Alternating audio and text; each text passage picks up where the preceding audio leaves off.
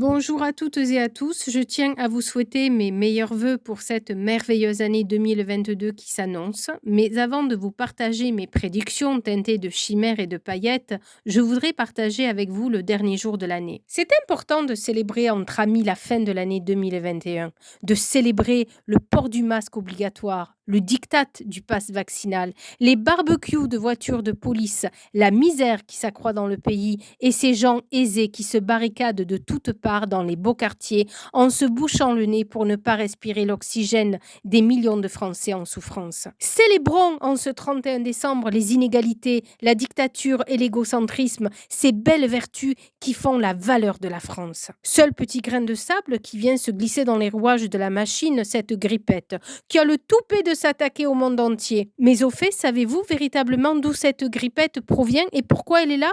Non. Et quelque part, on s'en fout, puisqu'on a trouvé la solution. Les injections massives, les triples doses, tandis que certains pays sous-développés n'ont toujours pas reçu la première dose. Ironie du sort, ce sont certainement eux les plus chanceux. Pour une fois, la roue s'inverse. Alors, j'entends de partout que la tendance est d'annoncer la venue d'un nouveau monde, une nouvelle terre. Sur des dizaines de chaînes, on vous promet un monde meilleur, un monde fait d'empathie, d'amour inconditionnel. Et j'en passe. Et ça marche. Ces médiums qui canalisent ce genre d'informations font beaucoup d'audience.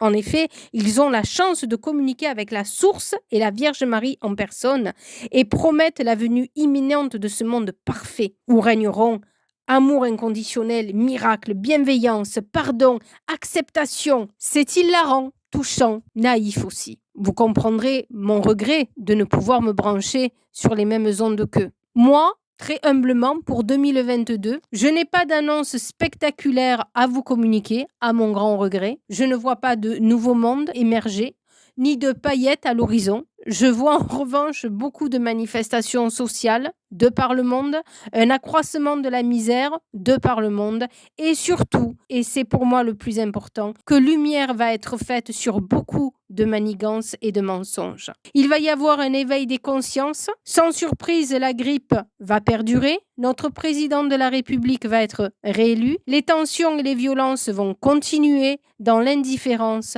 de la population. Je voudrais pour finir renseigner celles et ceux qui vont écouter ce message jusqu'ici que la grippe est une cousine du soda, envoyée toujours par le même ogre qui a essayé, une fois n'est pas coutume, de se débarrasser de son concurrent pékinois.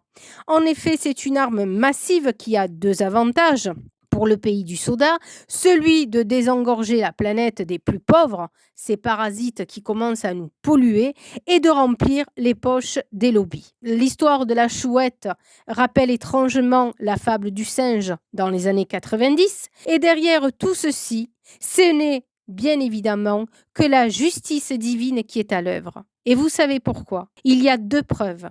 La première des preuves, c'est que cette grippette, contrairement au but recherché, ne s'attaque pas aux pauvres, mais s'attaque à n'importe qui. Et deuxièmement, elle étouffe et attaque les poumons.